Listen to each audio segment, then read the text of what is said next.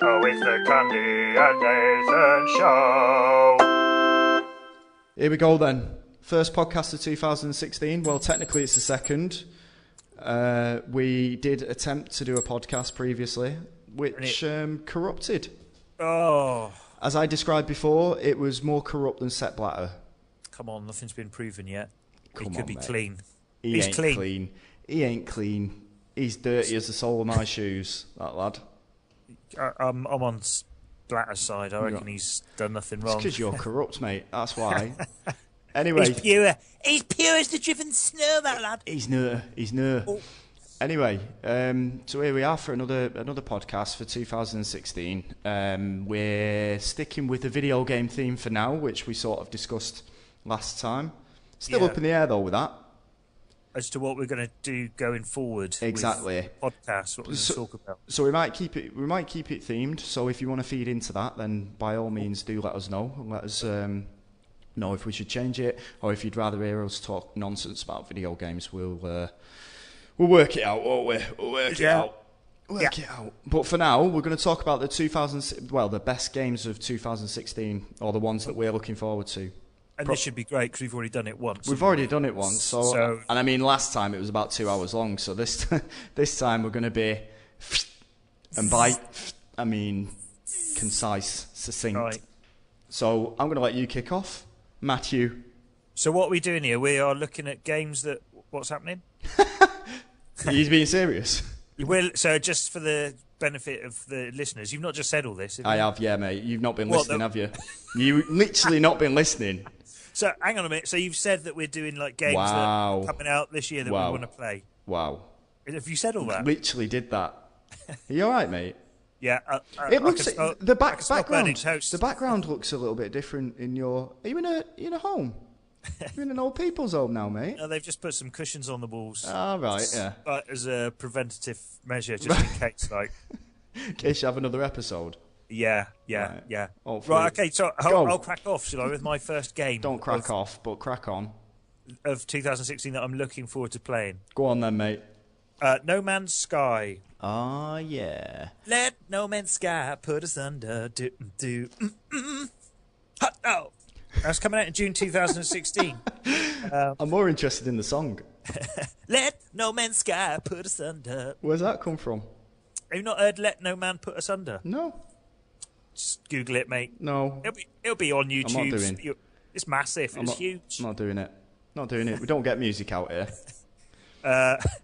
Let no man's sky put us under. So why are you looking forward to No Man's Sky, the game from Hello Games, right? Hello Games. Hello. So exploring. Yes. Everyone's familiar with No Man's Sky, so I don't really need to Give a little summary. Go on, give a little summary of what it is, in case someone doesn't know. Go in a spaceship, explore galaxies, planets. Infinite. Well, not quite infinite, isn't it? It's like quintillion. Okay. A quintillion planets. So it may as well be infinite, right? The amount of hours it would take to explore everything is just... You're not going to be able to do it. What you are going to be able to do is just go to one planet, and you can, because they're all, planet-sized, that makes my head ache. I don't know if it means, the actual... I guess in the time, what... oh, my God, if you walked over... if you walked over a planet that's Earth-size in No Man's Sky, would it take you the same amount of time as if you were traversing Earth? That's a good question. I don't know. Is that how it works? I'm not sure. I'm not sure. But one thing I am... so you go to planets, you explore planets, you discover things, and when you discover things, like all the flora and fauna and stuff, you kind of... if you're the first person to discover it, then you can... what do you call it? You can... you get to name stuff. Get cool things, names. There's something dripping out of your ears, mate. Is it? The brain. So that would be good. Yeah. And all of the planets are procedurally generated, is that right? Well... Is that the right phrase? Is that right? I don't know, because they're the same for... the planets are...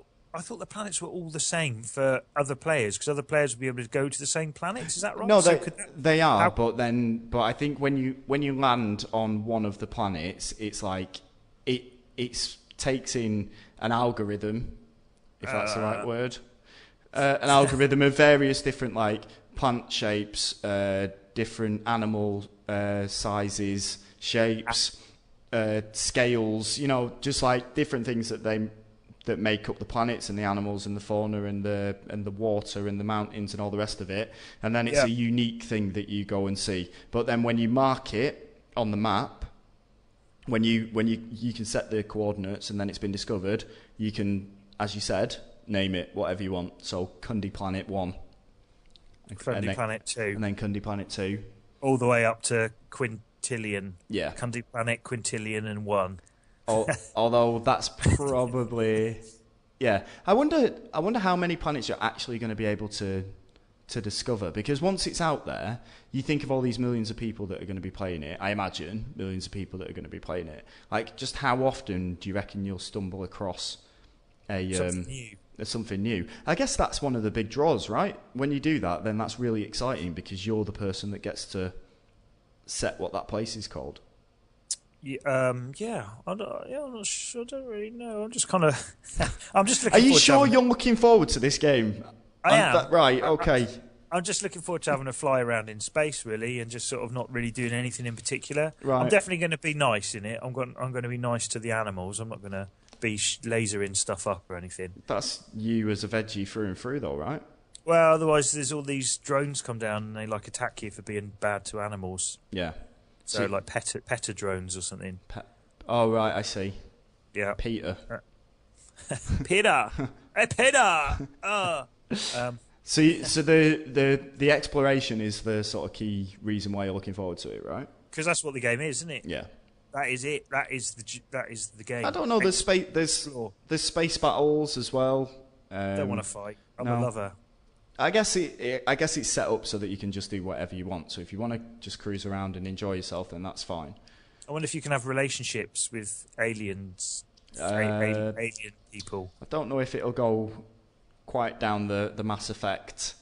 I wonder if they're going to have anything beyond animals. Like, I wonder if there's going to be any like bipedal intelligent life forms. I think in one of the videos that I saw, it was like a robot army.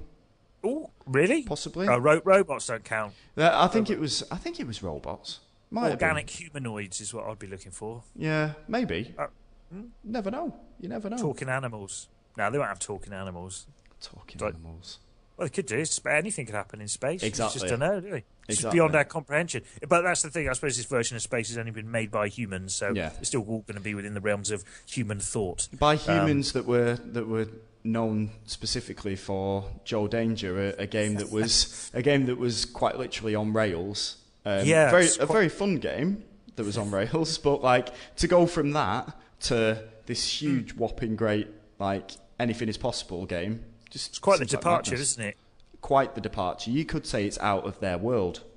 Oh, it's like Joe Danger's like done a big jump. Yeah, it's like a big jump over possibility, and he's come out the other side. Right.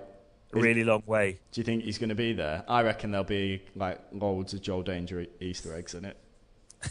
What other games have Hello Games done? Joe Danger 2.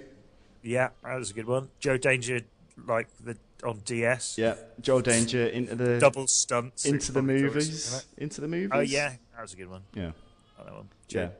Joe Danger, Dragon Wars. What's that noise? I don't know, mate. Don't know. I'm in here alone. I'm in here alone. They're coming out of the walls. I think it might be my child just having a little moan. He's looking for his dada. Although, as I said before, he calls me mama, or calls everything mama. It's all right, different tones. You understand. He understands. He's got his little language going on. Anyway, is there anything else that you're looking forward to with that? No? No, forget it. Move on. Move on. Sod it. So I guess I've got the next one then. What have you got, mate? Well, the one that I'm looking forward to, there's loads. Bear in mind, there's loads of games that haven't been announced or confirmed that are coming out this year yet. So we still might see something from Rockstar. But until then, the games that we do know about... They're too busy making new fucking hats and coats for people to buy in... GTA Online. What's that big game called? GTA, yeah. Oh, yeah. Online. That's what they're doing. That's what they're busy up to. Cash cow, that. What a cash cow that is. Well done. Well done. It's such a big money maker. It looks like that's what's stopping the single-player DLC Have they done coming anything? out. Have they done anything since GTA 4?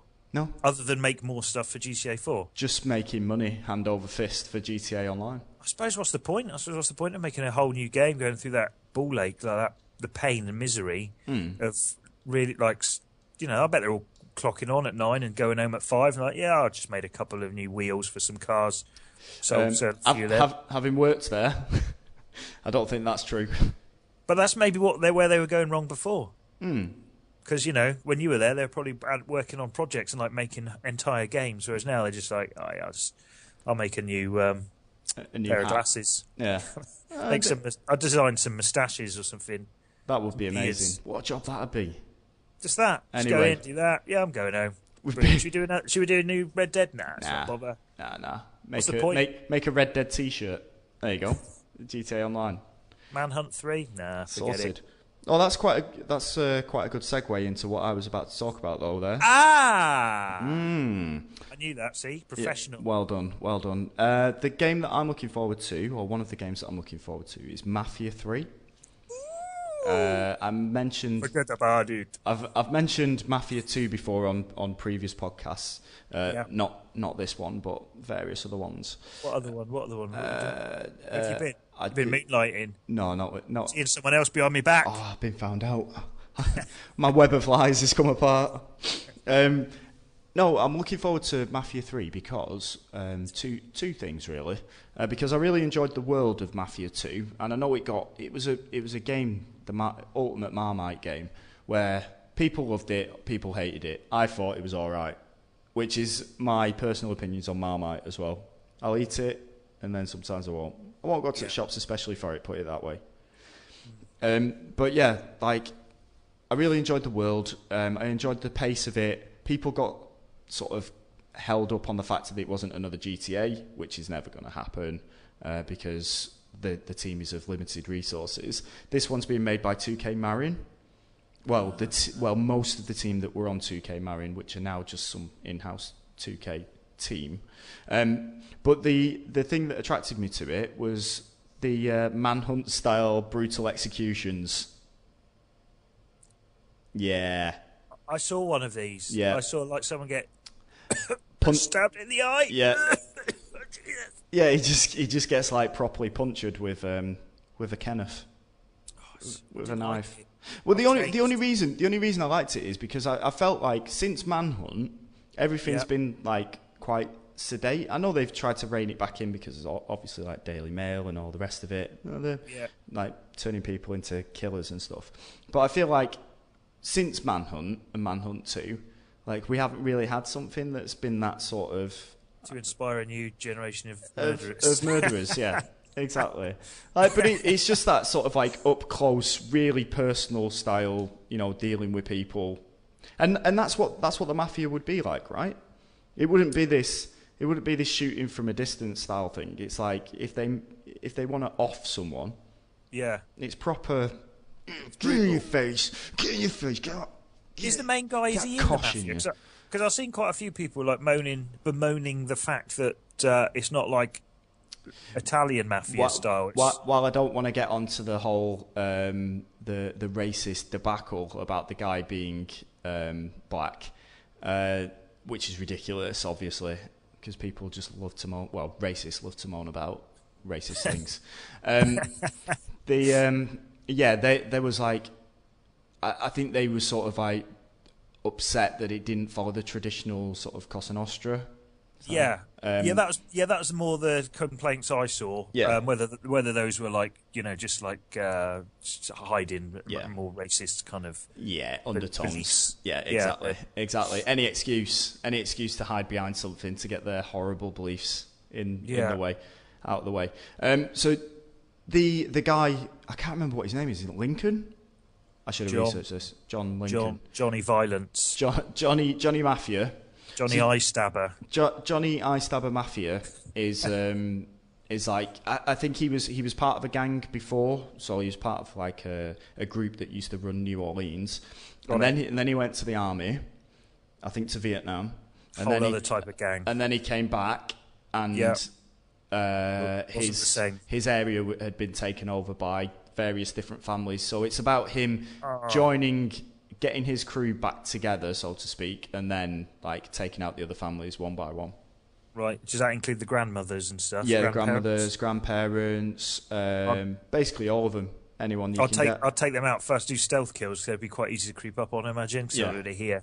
As long as unless they've got one of those hearing horns, which is entirely possible considering the time period it's set in. Exactly. See, I thought about this. Yes. So stealth killing old people. And we said this last time, and I should have researched it. Like I had a chance. We recorded a podcast. Could have done some research on this. Haven't. So I'm going to raise the same question again. Like, is it set during the Summer of Love? Because there's a lot of like the music style and all the rest of it is very much hippie. You know, who gives a shit? I've heard like All Along the Watchtower, and it's got painted black and all those sorts of things in it. Yeah, isn't it? And there's sort of like hippies in tie dye tops and flares, and you know, it gives that vibe off. It might not be. I think Summer of Love was 68. So let's just have a quick look. I think it is. Or are I'm pretty you sure that on that Wikipedia? I'm on Wiki looking at Mafia 3. It takes place in the year of 68 because I think I said 68 last time was the Summer of Love, and that is it. I'm pretty sure that said it was right. Check Hang on. Mafia 3 is definitely 1968. Yeah, but I had after you said about Mafia 3 because it's not a game that's on my radar at all. No, I had a quick look at it and it's going to have jazz clubs in it. Oh yeah, so it's back on the radar. Not so. You know, if you'll watch it on YouTube. You'll watch the jazz bar bits on YouTube. That's what you're saying. Summer of Love was 67. Sorry. Oh, so just after the Summer of Love. There you go. Yeah, it's the Summer of Hate. Yeah, the Summer of face stabbing. It's the history books have tried to scrub that clean, but we'll always remember it, especially with Mafia 3 coming out now. So it's not just the violent side of it, but it's just the more sort of like considered story. And I think GTA, the story in GTA, while it was like had the huge set pieces and things like that, I wasn't really invested in what was going on. And by the end of the game, I was like, I don't even know what's going on here. I'm just going to places and killing everyone.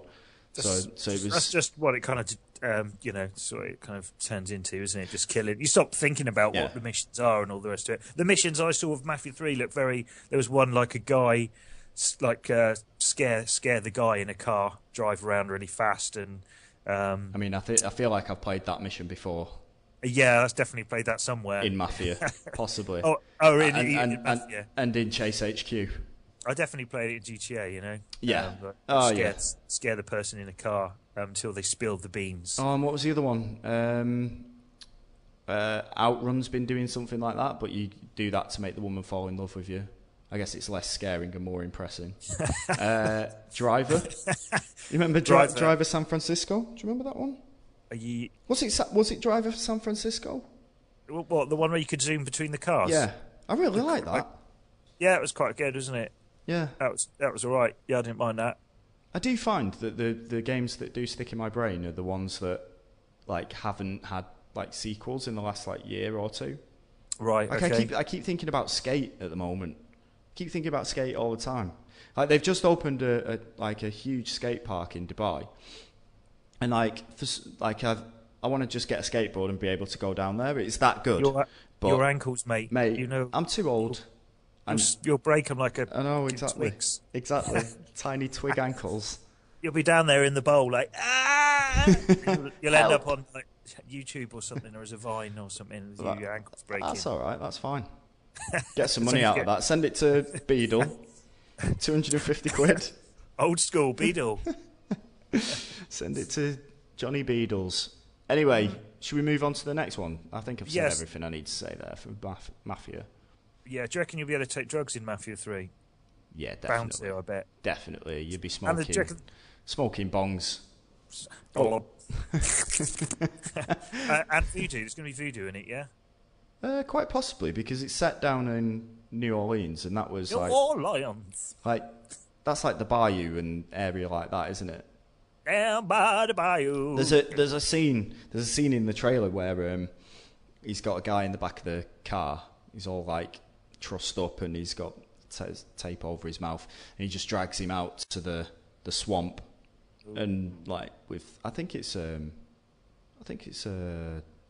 Hendrix song playing over the top of it. Anyway, he just like drags him out to the swamp and then just like leaves him. So I think there's going to be that'd be pretty.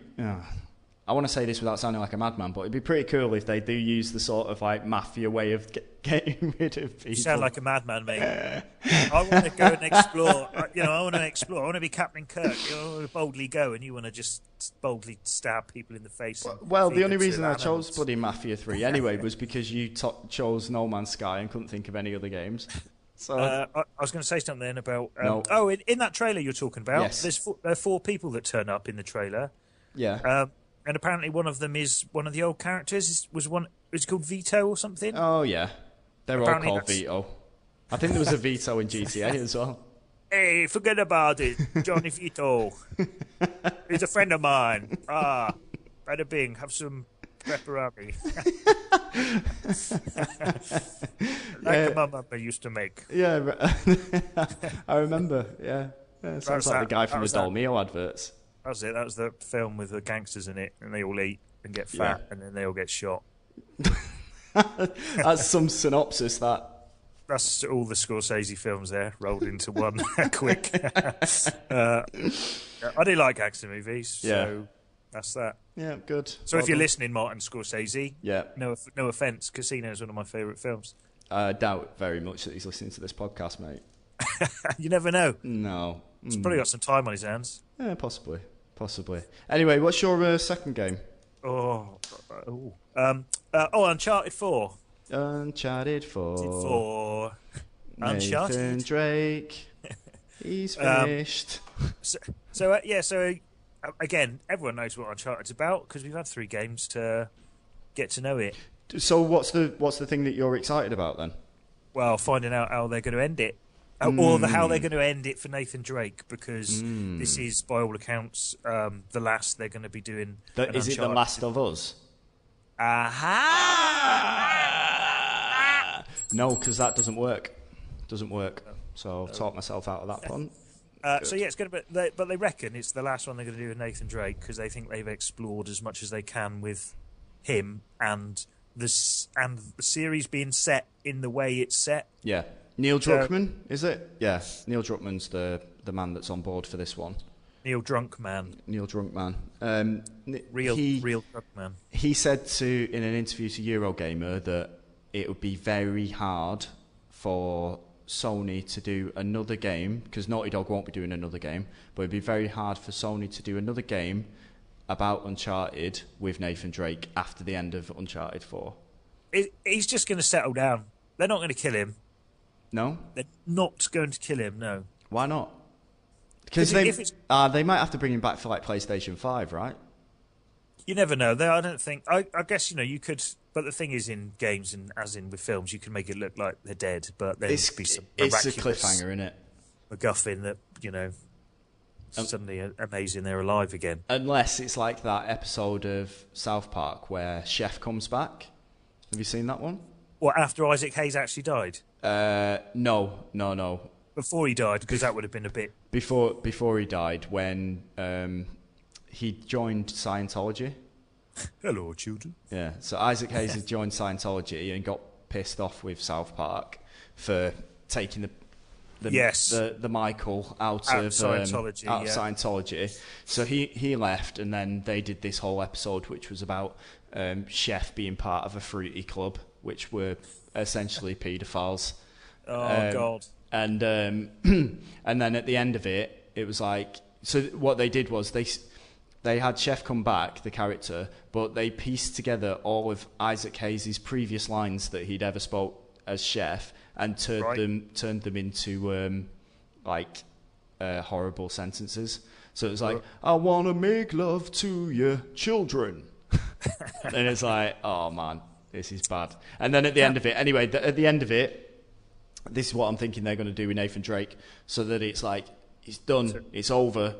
Make him a paedophile. He fell down, he rescued the kids, so he went out on a high, but then he fell down onto a spike. And then, like, he had this spike coming through him, and then some bears attacked him and ripped him apart, and then some cougars pulled his, like, intestines out. Basically, they were saying, like, he's never coming back. Like, this is the end of it. There's no way this could have not happened. Like, there's no way we can say, oh, yeah, but it wasn't really him. It was a mannequin or something like that. And I can't remember, like, I think there was a sort of, the undercurrent, or the sort of joke that was running through that episode was someone had said to Cartman, like, when you die, you shit yourself. Mm-hmm. Right. And, like, right at the end of all of these, like, they were saying, no, you don't, and, like, Chef gets all torn up, and then at the end of it, it just goes, and you see some shit coming out. So it's like he's dead. I think that was the episode, but there was definitely an episode like that. I've gone off on a tangent here, mate. I can't even remember what game we were talking about. Come back. We're talking about Uncharted and how they're going to wrap it up. Oh, right. But yeah, it'd be good to see the end of that particular story, because they could go. I think it's good that they are doing something different, because they could go on and just keep ramming Nathan Drake down their throat. Well, I think come on, mate. I think the interesting thing about this is that Neil Druckmann and his team, I think there was a couple of other people that was on Uncharted 2, left to make The Last of Us, and then Uncharted 3 was made by Naughty Dog, but not with those guys on board. Yeah. And now they've made this very serious, very atmospheric game in The Last of Us. Yes. And now they're coming back. Whether or not they're going to use that same sort of base, like, emotion throughout, or whether or not they're still going to have they're going to have the crazy parts, obviously. There's going to be some ancient, like, evil that they release from some crypt, like they always bloody do. Honestly, the amount of times I've said, don't release a malevolent force. Just don't open it. It says do not open. Listen to the instructions. Keep it shut. But yeah, so it'll be good. And it'll be good because apparently Naughty Dog are working on a thing that is not Uncharted and is not Last of Us. So what, a new IP? Well, I guess so. If it's neither of those two things. What did they do before? Nothing. Crash Bandicoot. Crashers? Did they? Hoogadabar.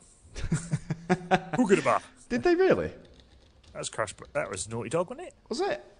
I'm looking it up. Man, since I've been out of the games industry, my knowledge of anything and everything has just disappeared. I'm so confident I don't even have to look it up. Well, I'm looking it up right now, mate. I reckon. So it'd be good for them to be freed up, like, and be working on something else. Because it was Amy Hennig is the other one that left from the Uncharted team, because she did the other three, or she certainly had a more central or more important role as the trilogy went on. But she's gone to work on the Star Wars game that Visceral. Isn't that the one that got cancelled? 23? I don't know. Yeah, what, the 13 or whatever one it was. 21. Did that not get canned? Anyway, a bit of trivia for you. Here we go. The first game. When was? Well, I'll ask you some questions. When was Naughty Dog founded? Who could about? Well, I'm pretty sure Crash Bandicoot 88. 88? No, 1984. George Orwell. Their first game was George Orwell. Their first game was released on the Apple II in 1985. Was it called English Jam, Science Jam, or Math Jam? Science Jam was my gut instinct. Math Jam. Math Jam. You tricked me. Math Jam. Math Jam. And then years later they released Keith the Thief. Crash Bandicoot wasn't until 96. Woo! Man. That's the year me and Mrs. Cundy got together, 96. All right. Celebrated our 20th anniversary last week. Oh, did you? Yeah, big congratulations. Time. Well, not married or Congratulations, anything, mate. but No. first time, No. we did it like. Oh, come on, mate. You dirty rat. Two in the goo, one in the poo. Oh, come on. Come on. There's kids listening to this. And Martin Scorsese. So what's happening here then? Jack and Daxter as well. That was another one that they did that's completely fallen off the... Forget it. Off the radar. I never played any of them. I didn't like them. I played a bit of one of the... I think I just played the one where it's Daxter, no Jack. Right. Oh, yeah. On Vita or PSP? PSP, I think. Yeah, I played that one. Yeah. What a strange time to go into that series. Yeah. Weird. When the best character's not in it. Anyway, so do you think that you reckon they won't kill him off then? They'll do something. No, hopefully they'll Well, if it's going to be the end of the thing, I would quite like a kind of Ewoks drumming on stormtroopers' helmets, happy ending type affair. I don't want it. I do like a happy ending. Yeah. So ask Mrs. Cundy. Oh, come on. Get your mind out the gutter. This is disgusting. Bloody hell. Yeah, so I'll be... I'd want that. I'd want it nice. A nice ending. It's settle down, have some kids or something. Yeah, I don't think that's going to happen. Retire. I don't think that's going to happen.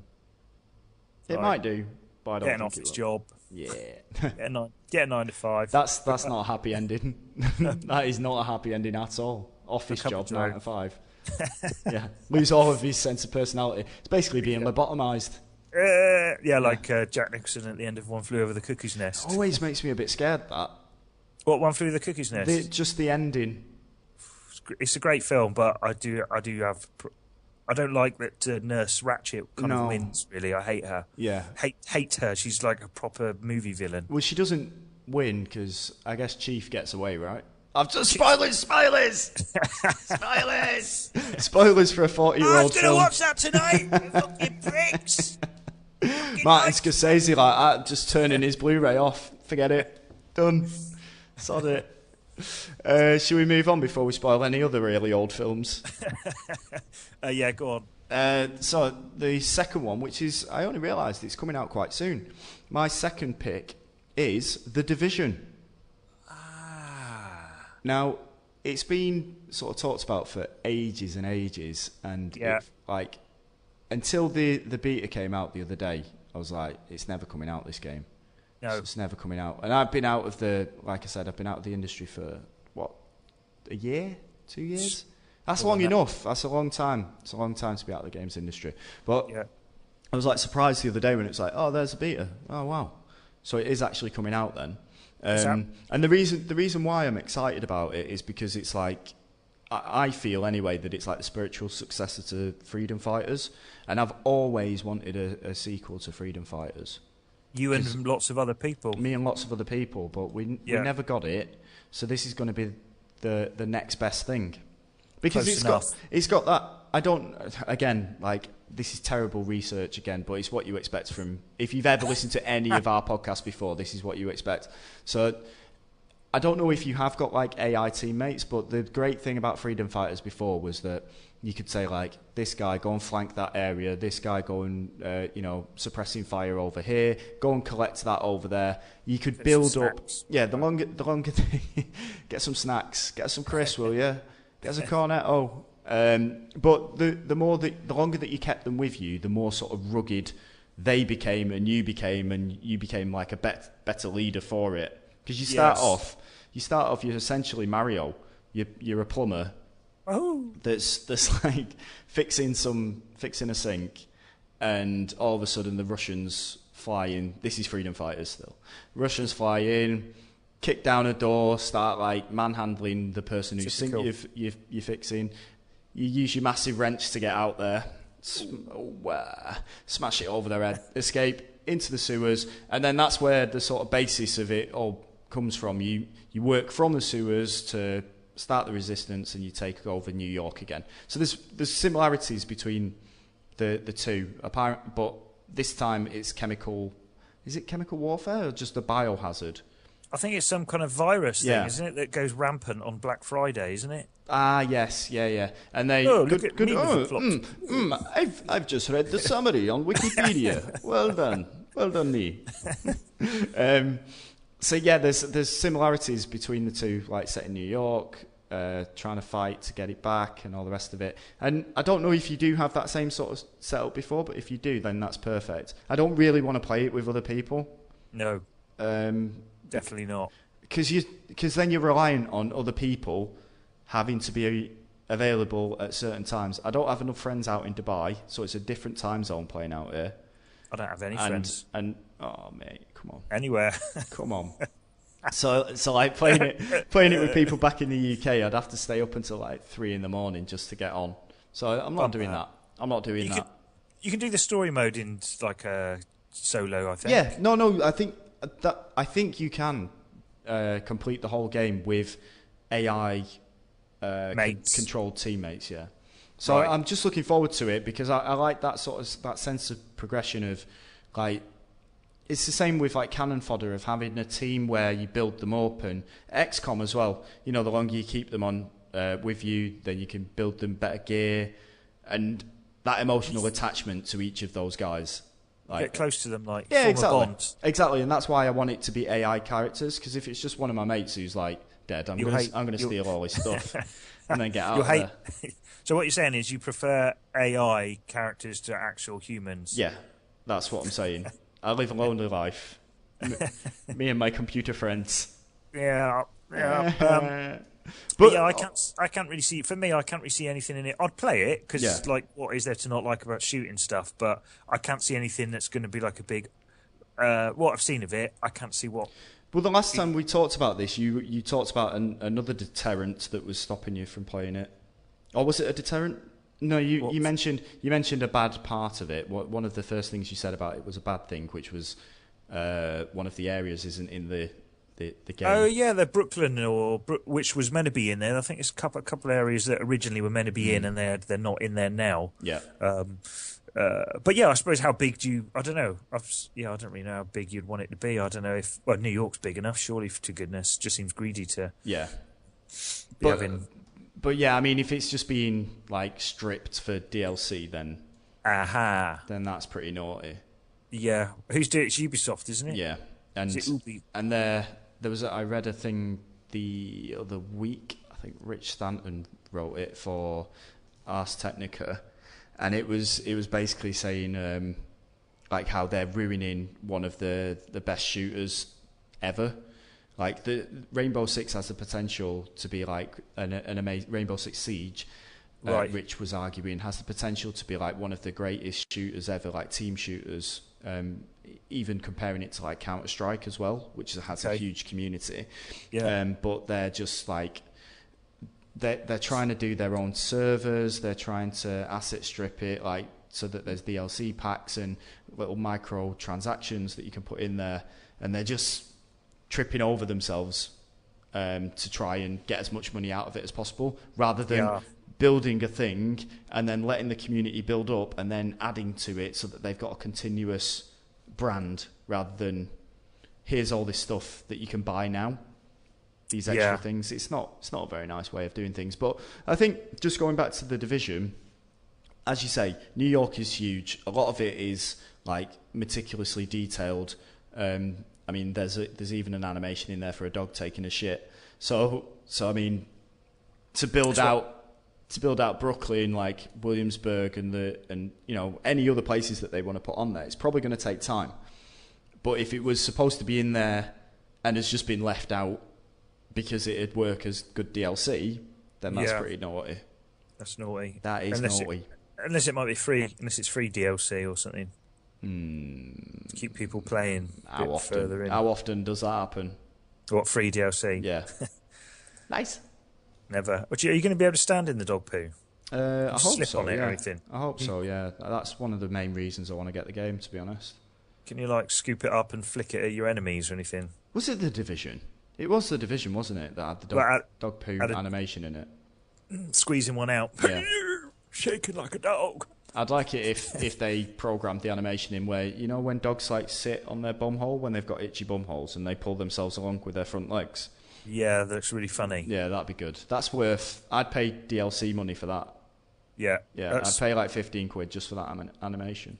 That remains one of the funniest things, I think. Even as a kid, like I remember seeing, I used to go to my grandparents' house, and there was a dog, like the local village dog, that just used to like go around at various people's houses, called Rex. Yeah, and I can remember sitting in the driveway and watching it do this thing where it's sitting. I was like, "What's it doing?" Yeah. And it's just like the funniest thing. And it's still, and whenever I see a dog doing it, it's still as funny now as it was when I was like 6 years old. It's that sort of like serious look on their faces as they're doing it as well, because I guess it's a thing that they're not used to. You know, their anus is itchy. The way they move their legs as well. It's a bit like a paddle steamer boat kind of thing. The way they go around, it's like, how are they doing? Because something's not right. Their back legs are sticking up. They suddenly become like different looking animals or something. It's like they take on a whole new form. It's like I'm laughing already. Else. Oh, yeah. I hope that's in the division, because I'm going to be upset if it isn't now. Yeah, if they do the scraping the bum along the floor. I'll just be watching that. I won't even finish the rest of the game. I'll just be watching that. Just have that as a game, like dogs racing, like race dogs when they're doing that. Yeah, that's good. That's good. I like that. Anyway, should we move on to your last game? Aha! My last. So the last game I'm looking forward to is The Last Guardian. Which isn't something that you buy from the newsagents when you're Is that The Last Guardian? Saturday morning. Hang on, is that the Observer? Missing again. The G2's missing. I wonder it's the last one. So this has been in the making for what, 25 years now? 30 years, a quintillion years. So really I'm just waiting for it to come good. So what's the hook for you? What's kept you still waiting for? Because it's from the guy who did Ico and Shadow of the Colossus, and Ico is for me far and away the better. Are you all right, mate? Yeah. Malfunction. I shut down. Is the far superior of those two games. And Last Guardian looks more like Ico than it does. It looks a bit like a bit of a mix of both, like the way you climb over old Rex the dog. Yeah, the shitting that'd be dog. good that'd be good if the big animal in that did a funny. Man, then I'd be in. Scraping my wormy ass along the ground move. It's well documented that I don't like those types of games. So well, you didn't like Ico, did you? Or Shadow of the Colossus, really. So I mean, if they do have, if that big bird cat thing scrapes its ass on the floor, you'll be in. I'm back in. Yeah, back in. Get me back in. I mean, the thing that always got me with his games is just the kind of the world he manages to conjure up and the atmosphere in that world. And his games. Who is it again? Sorry, a guy called Fumito Ueda. All right. Is the guy. So he just has like a vision, and that's what I like about it. You don't get many games where of that scale anyway, where it is like a small team and one, because normally it's like so many people working on it. It's like, well, whose game is it anymore? You know? Yeah. But the Fumito Ueda seems to have his vision and the vision of his team, and that seems to get carried through. And I think it's like a consistent thing throughout the world. I love the way that he tells stories where there isn't a lot of story. You know, it's like the antithesis of Hideo Kojima, I suppose. And you can just single player, perfect single player, barely any story, fantasy world. That's my sort of thing, really. You know. Yeah. So. Just get on with it. It's not for me. Everything you've just described there is like anti-games for me. But it's, and you can, I'm looking forward to finding the point in the game where you'll be somewhere and there'll be a vantage point and you'll be able to look out and it'll be like you'll be able to see some of the horizon and the wind will be blowing and the bird noise that he uses in all his games or in the two previous games. Yeah. That'll be going in there, I'm sure, and it's just it's rousing. stirring of the loins. Oh, little fizz in the groinal area. Yeah, as I've said before, like I've never been that big into those games. Like I think when I look at them, yeah, like I feel like they're going to be huge. I feel like they're going to take an investment of my time, and that scares me. Like to crack through to be like, oh, I'm enjoying this now, and that's what puts me off. There's no instant gratification.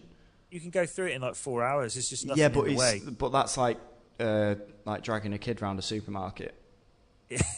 It's not really like that. Come on, will you? And then batting frigging smoke with a stick. Come on, will you? Come on. I mean, it's quite interesting because you've got like a mix of games. You know, I'm clearly like the lover and you're the fighter. If you finished on The Last Guardian, I'm literally going to galvanise that statement. Look at that. I've paved the way for you here. Pave me in. I'm making my ring walk right now. Do it. For EA Sports UFC 2. Oh, so you're talking about fighting. Here we are. Here we are, down at Fight Club. Now, the reason why I'm looking forward to this is it's the violence mostly. Really, really violent. I just love the violence. I can't get enough of it. But the reason why I'm looking forward to it because of this thing potentially happening is because of the career mode. Like it's been so long. It's been so long since there's been like a meaty sort of fighting game career mode that I can get my teeth into. Like I think the last one was either Knockout Kings or one of the very early fight nights. Which did I ever tell you I played with Kudo Sonoda? I knocked him out, knocked him clean out. In real life, you knocked him out. I beat him with the controller while he was on the ground. Yeah, just went at him. It was weird. I got fired. It was a bad day. Bam. What's he doing now, anyway? Just to go off very slightly. I didn't see his name pop up again. So he's left Microsoft's. He's left the Kinect group. Yeah, cheers for. I bet he's pleased to be given that project. Yeah, and is now types quickly into Google. Is now fill time. He's now working. He's still at Microsoft. Right. He's on the HoloLens stuff, I think. Right. Okay. So another dead duck. Oh, hang on. What's he on? The creative director for Kinect. Earlier this year, he's moving to a new role at the company, one that's outside the Xbox group. So he's like he's gone. Corporate vice president of Windows App Studios. Will focus on applications across multiple Microsoft products, including Microsoft Edge and HoloLens. So I was right originally. He's working on a dead duck. I can't see. That's the thing. After everything, like after trying to convince us that Kinect was good, and like him, well, I guess he believed in what he was talking about. Cause he certainly tried to sell it. It's like, I can't believe anything you ever say now, because you're clearly just like I know he is a marketing man, but you'd like to think that when someone's telling you something that's clearly a lie, then stop doing that. That's basically life, mate. Welcome to the real world. Everyone's selling you a lie. Everyone's spinning you on. He was trying to do the old Emperor's New Clothes, though. It's like, no, it's not. It's not better than a game controller. It's not reinventing anything. It's shit. Yeah, but they believe that, though, don't they? How could they believe Well, they can't get up on stage and go, to be honest, we've got no belief in this product. It's terrible. All that money they put into that. It's terrible, and I'm going to demonstrate time. why right now. I want you to look at the bottom of my shoe, and it's going to go weird. Bam. And then, that would have been a very honest way of doing things, but I don't think they'd have shifted any units. It's all jibbed out a bit. Yeah. He just sits down on the stage, like, just looking out into the audience, just solitary tear. Back to the drawing board. Solitary tear. Yeah, not even I believe this. Yeah. Or the people we paid to whoop and holler at every announcement. Like I can talk about something if I didn't genuinely believe, as though I believed in it. If I didn't actually believe in it, try working in PR, mate. It's because that's lying. That's like lying for a living. It's not lying. It's just finding a very, very positive angle for something. Anything. Right. Yeah. It's like when you don't lie because you don't actually say the lie. Exactly. You just avoid Yeah, you truth. just no, because that's more of a spin doctor style of thing. Right. No. Yeah. Anyway, UFC. Yes. So there hasn't been I remember the career mode on one of the games where I was playing as. I think you could make your own character, so I did that, obviously. But it was like there was bits where you could do like weight training in the gym, working on the speed bag, and there was like a sense of progression to the whole thing. And I'm not like a massive fan of like your Mortal Kombats or Street Fighters or anything like that. But when it comes to actual fighting games, you know, I really like them because they're grounded in reality. But there's all the games that have been out recently, all the fighting games, including the last Fight Night and the last UFC, have gone, here, look at the mechanics that we've got going on in the ring or the octagon. Look how great the graphics are, look how the sweat physics and all the rest of it. And then it's like, right, career mode then. Oh, it's crap. It's awful. Right, we'll tack that on later. We'll do that in a bit. And it's just not, it doesn't capture what it's like, what I imagine it's like to be a fighter rising up through the ranks. Yeah, or what you want it to be like in a video game, at least. Yeah, anyway. Exactly. There's just no. It feels detached. It feels like it's an afterthought. Like, oh, here's everything. Look at all the glossy stuff. Don't worry about how we're gonna stitch it all together. Just look at that stuff. It's really pretty, and look at the physics when you punch him in the face. But do you remember was there a Rocky game? Do you remember a Rocky game that might have been PS2 actually? Yeah. That I quite enjoyed the story mode in that. Exactly. Like, but that's based on a thing with the story. Yeah, exactly. A thing with a story. Whereas this, they need a hook to sort of keep people in it, and they tried to do that fictional. Like the guy that had been in prison in the last Fight Night. Do you remember that? I can't even remember what he was called. A guy in prison fights a couple of dudes in prison with the same sort of Fight Night setup. Yes. Gets out of prison, fights his way through, rises up the ranks, and then has to fight some dude at the end who was one of the hardest end boss fights I've ever had in any game ever. And that says a lot. Like by the time I got to that point, I was like, I just can't be bothered. I can't do it. Forget it. I wasn't enjoying it. I gave up. Couldn't be bothered. Come on, mate. Winners don't quit. That's why I was a loser for that game. I'm happy to admit that. But the career mode was just the story just felt flat. It was just I just didn't enjoy it at all. That is a shame. Did not enjoy it. So I'm hoping that they managed to stitch it all together. I'm also hoping that the ground game, so like when you're on top of each other, the boring bits that the layman might say about the UFC and mixed martial arts. I'm the layman, and any bits I've seen of it, I've found the on the ground rolling around bits a bit like what's going on here. Exactly, and as I've described to you before, it's more like a game of chess than just two men having Women in Love scene with Oliver Reed. Remember that? No. In front of the fireplace, two guys stripped naked, just having a wrestle. No, remember that? Oliver Reed. Was it Oliver Reed? Was it Oliver Reed? I think I'm pretty sure. Tripping out, mate. I'm spinning out, man. I am having to check it though. I could just edit all of this out and make sure that I get my facts right, but I'm not going to. I'm going to keep it in. I didn't think you watched films anyway. Yeah, it was Women in Love, and they have this massive wrestle in front of a fireplace for ages, and then they're naked. I mean, a right old wrestle they are. It's not sexual. No, it's not. Well, I could tell where your brain was going then. You say that. Dirty rotter. I bet after you watched it, you went and had a bit of a confused play with yourself. I don't understand these feelings.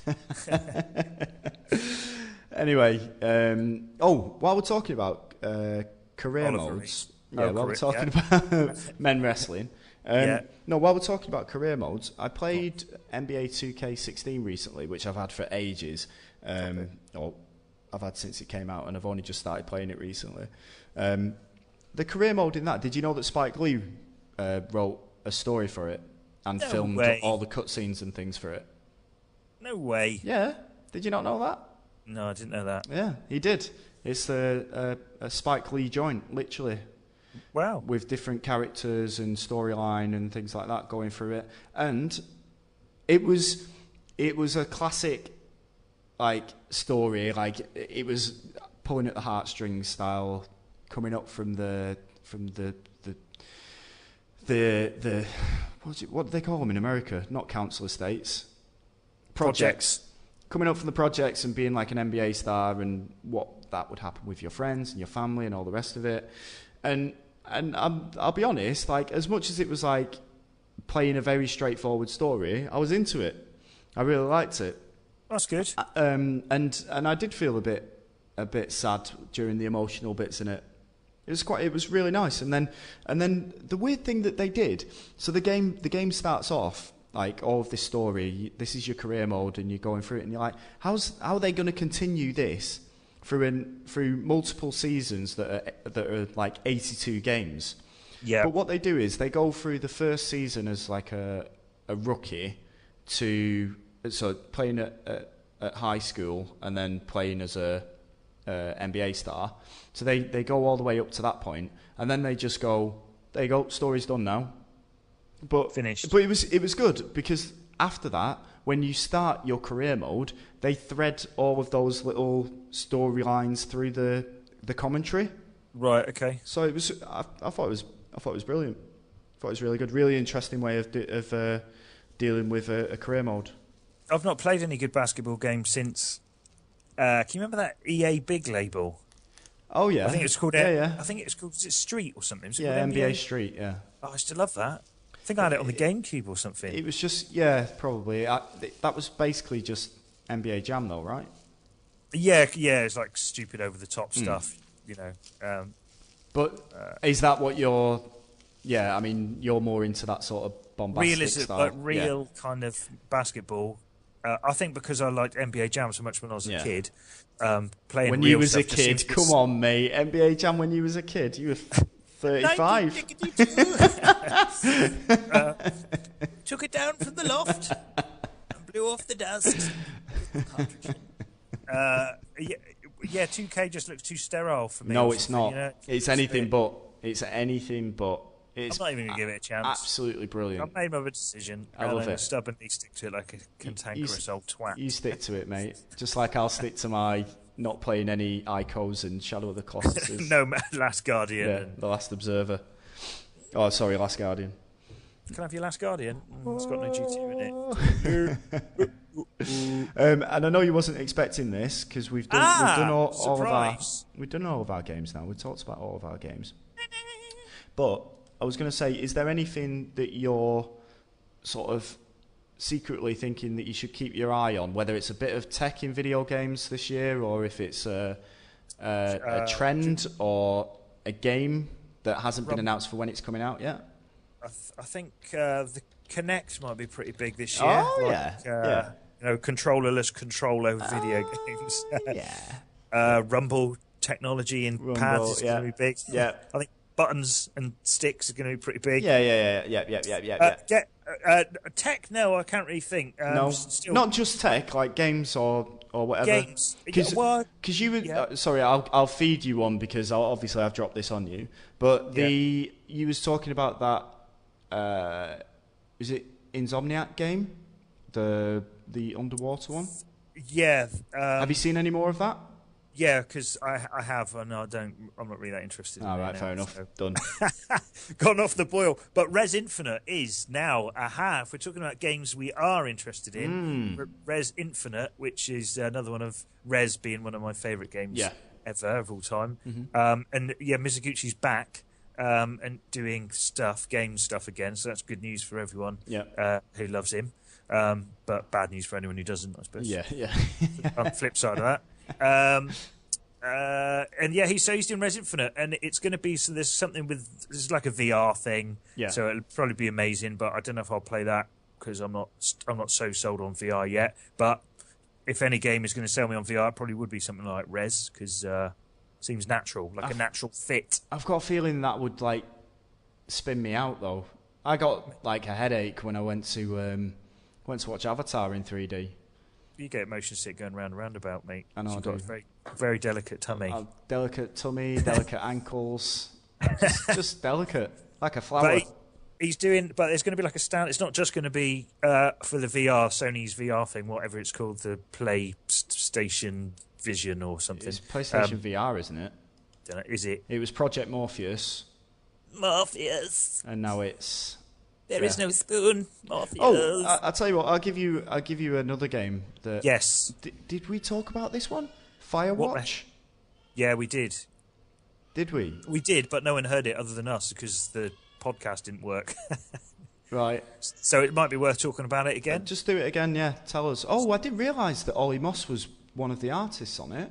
Aha! Ollie Moss of Moss Bros fame, the old clothing store. Yeah, or not. No, he's an illustrator, artist, and graphic designer from the UK. He does there was a. He does. Man. Come on. He does like alternate movie posters and things like that, and he also did the packaging for Resistance 3. Ah. Do you remember him? Did he used to be a mag designer, or did he used to design characters for Rare or something like that? He may have done. I'm just going to send you this now so that you can see who I'm talking about, and then we've got some like bit of added fuel. There you go. That.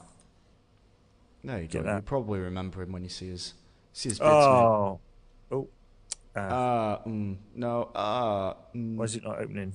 Isn't it? Oh yeah, it's doing. Yeah, no, it's opening now. Yeah. But yeah, so he's because it's quite a stylistic game, isn't it? I mean, yes. It's one of the. It's immediately. It's like oh, and there it is on his homepage. It's visually arresting, isn't it? Yeah.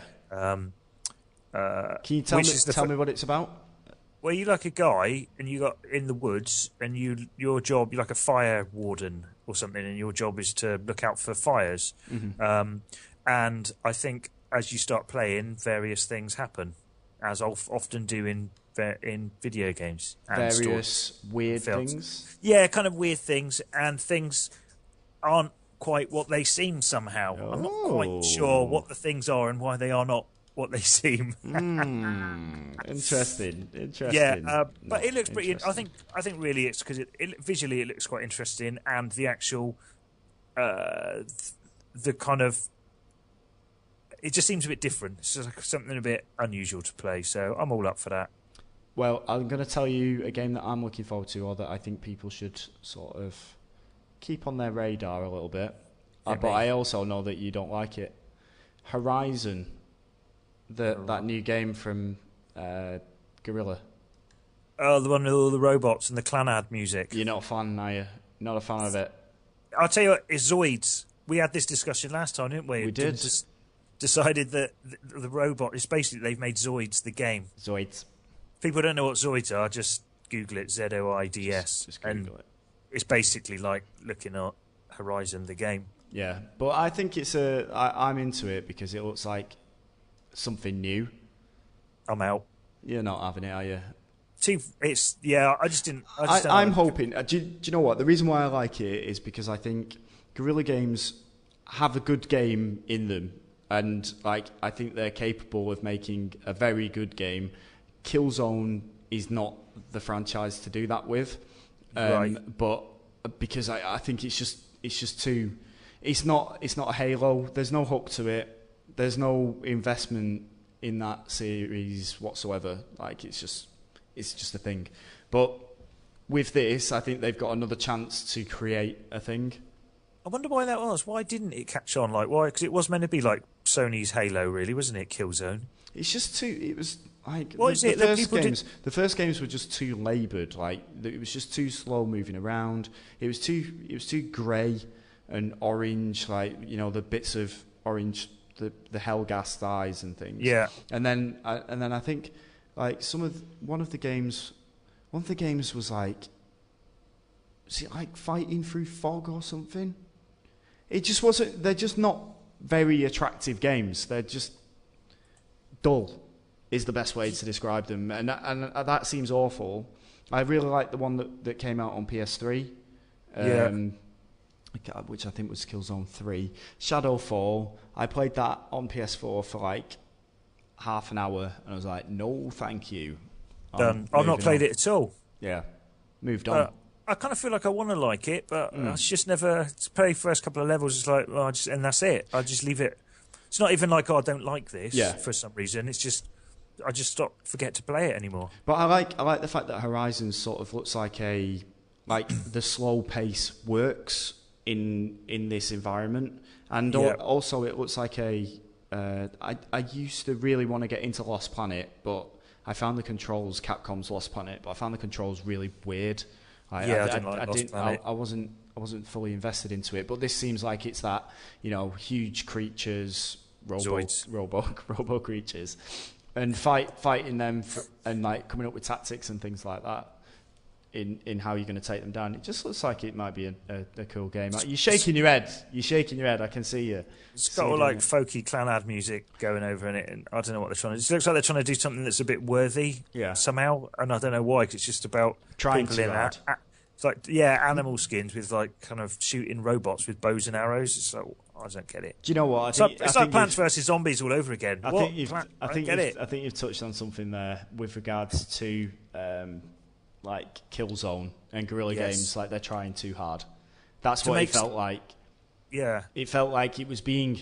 It was the new Halo. It was a challenger to Battlefield. It was like, gonna fight Call of Duty, and that was it.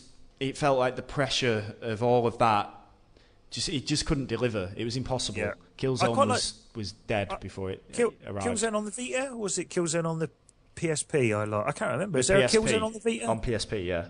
Yeah, I didn't mind the handheld Killzone. Yeah. Quite enjoyed it. I think I actually finished it. That was the isometric sort of. That's the top-downy vibes. Yeah, that was okay. That. Yeah. Oh yeah. Anyway, Killzoids. They should call it Killzoids. They should call it Killzoids. You're right. That is a good one because, Give what's he called, a ring? Old Brian Gorilla. Oh, Brian Gorilla. Oh, and one other thing that you should keep an eye on as well is an announcement possibly at E3 from Kojima and Sony, because he's working with them now very closely on a new project. Working with David Cage on Heavy Rain 2. Oh my god! Imagine that. The Kojima fans would implode if that happened. How can this happen? There'd actually be no game in it if David Cage and Kojima just worked together. It'd just be frigging over 20 hours worth of dialogue for every scene. Well, in the last 10 years, I've played more David Cage games than I have Hideo Kojima games. Make of that what you will. Well, I'm judging you. Why didn't Kojima say Cage was like one of his favourite developers or something? I suppose he had to say that if he was going to his house. Yeah. Going to his house. Otherwise Cage might spit in his milkshake or something. Just nip him round. Yeah, so keep an eye out for that. Also, as well, one thing that I did notice about E3, this is hot off the press from about three weeks ago. One of my friends and former colleagues was tweeting the other day saying that EA aren't actually going to be at E3 this year. Aren't they doing everything via? They're doing their own thing, so they're not going to be up on the stage. E3's got its I think E3 will live on as a bigger holistic thing, but I think E3, as we've always known it, all gathering at the convention centre, shows happening at the convention centre, I think that's going to disappear. I think there'll be a period of time where they talk about new games and hardware and things like that, but nobody needs to be in that hall anymore. It's just going to be like a bunch of trailers, people to watch. And they'll prefer that because they can control it a lot more. They can control how it looks and how it goes out and stuff, so it's a lot. And if everyone's just watching it, they're all there to make their own minds up, I suppose, rather than being told what to think. The difficult thing will be from a perspective of the publishers and editors, which, if you're a single, or if you do Xbox and PlayStation, for example, you could get all of those games in one place. But now it's if it's in LA and they're doing something like that, or in Vegas or wherever, it's going to be they're going to have to send multiple people to different places. And as me and you know from working in that industry, that and not really racks up the old Bunsen burner, doesn't it? Well, it's stressful because and then you end up not doing it. Exactly. exactly. I'm not going. Forget it. I'm not. Oh, is it in the Kentia Hall? Forget it. I'm not going. Can't be asked. Where is everyone? I'm going to put it back in the Santa Monica porta cabins. Yeah, I never got to that one. I went to the one that I went to was probably the worst one on record. It was when they went back to the convention centre, but only like dipping their toes into it. So there was no sort of, I've said this before like millions of times, but there was no like gaming paraphernalia inside or anything. There was no atmosphere to it. It was just drab, real shit. Anyway, you want all the landfill that they give out, like inflatable swords and stuff. There was just nothing. Like there wasn't even people talking about their games really. There was all like behind closed doors. You in the right? Sure, you got out the car park. Oh mate, do you know what? That guy who was eating his lunch, he said he was like security guard. You're just wandering around like a homeless shelter or something. He had one game on his phone as well. I wondered. Yeah, it was weird. This year's E3's rubbish. You got any spare change, mate? Exactly. I'm playing some drums that are actually plastic containers turned upside down. That's a good game. Is that a new Guitar Hero? So, hey, look, mate, I'm probably going to have to dash actually now. We're done anyway. We're done. I've got an important executive appointment. You haven't got anything going on. You haven't got anything going on today. Stop lying. I've got to look out the window and watch people going by. Wait for the postman to come past. Like the sad old man with watery eyes. Okay, well, we'll wrap it up here, and we'll think of me. Think of Cundy. We'll play the podcast out with one of my favourite gaming tunes of all time, from Streets of Rage. So, oh God, listen again. Come on, mate. So anyway, it's goodbye from me. And it's goodbye from me. Thanks for listening, and we'll speak to you again very soon. Goodbye.